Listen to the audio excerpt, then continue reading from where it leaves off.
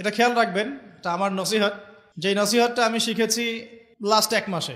প্রতিনিয়তই কোনো না কিছু শিখছি, আমরা শেখার উপরেই আছি। তো বিগত 1 মাসে একটা নসিহত শিখেছি এবং আমার ওস্তাজ তিনি আমাকে এই কথাটা বলেছেন পার্সোনালি। তার কথা বলার আগেই এই লেসনটা আমি পেয়ে গেছি। আমি বললাম আপনি বলার আগেই আমি এটা শিখে ফেলেছি। নসিহতটা করব।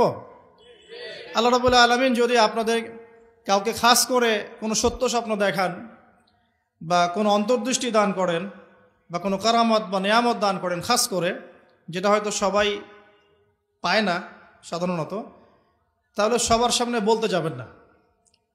কারণ এমন হতে পারে যে জাহেল মানুষরা আপনার কথার অর্থ বুঝতে পারবে না। এটা একটা শিক্ষা। যদি আল্লাহ রাব্বুল আলামিন আপনাকে খাস করে কোনো সত্য স্বপ্ন দেখান বা কোনো কারামত দেন বা স্পেশাল কিছু যেটা আপনি সবার মধ্যে পাচ্ছেন না, তাহলে সবার সামনে এটা বলার কোনো প্রয়োজন নাই।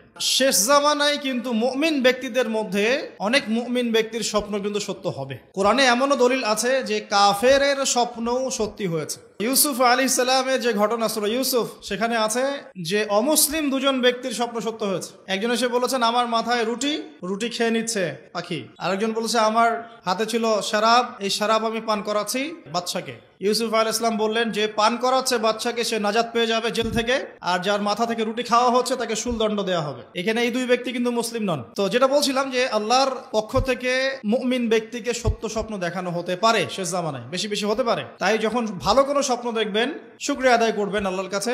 খারাপ স্বপ্ন দেখলে কাউকে বলতে যাবেন না, বরং 2 রাকাত নামাজ পড়ে আল্লাহর কাছে আশ্রয় চাইবেন। আল্লাহ আমি এই খারাপ স্বপ্ন দেখেছি, এর থেকে তোমার কাছে আমি আশ্রয় প্রার্থনা করছি। যদি আল্লাহ রাব্বুল আলামিন আপনাকে খাস করে কোনো সত্য স্বপ্ন দেখান বা কোনো কারামত দেন বা স্পেশাল কিছু যেটা আপনি সবার মধ্যে পাচ্ছেন না, তাহলে সবার সামনে এটা বলার কোনো প্রয়োজন নাই। হতে পারে বেশিরভাগ মানুষই জাহেল হবে এবং জাহেলরা আপনার কথার গভীর মর্ম অনুধাবন করতে পারবে না।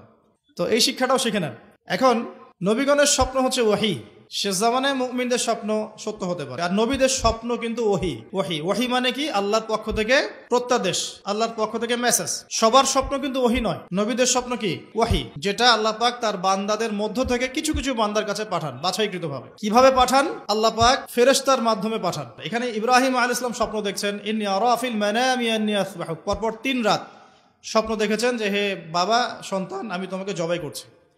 এখন হাজরা আলাইহিস সালামের গর্ভ থেকে জন্ম নেওয়া এই সন্তান ইসমাঈল আলাইহিস সালাম, তিনি বলছেন ইয়া আবাতি, হে আমার বাবা, ইফআল মা তুমার, আপনাকে যে আদেশ করা হয়েছে আপনি তাই করুন।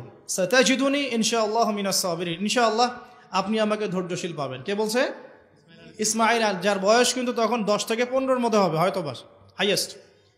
এখন আমাদের 10 থেকে 15 বছরের বাচ্চাদেরকে দেখবেন বা কিশোর প্রজন্ম যারা আছে তাদেরকে দেখবেন যে এরা ব্যস্ত আছে ওই যে কিশোর গ্যাং নিয়ে বা টিকটক নিয়ে, অনলাইন নিয়ে, গার্লফ্রেন্ড নিয়ে, সিগারেট, মাদক, জেনাইগুলো নিয়ে।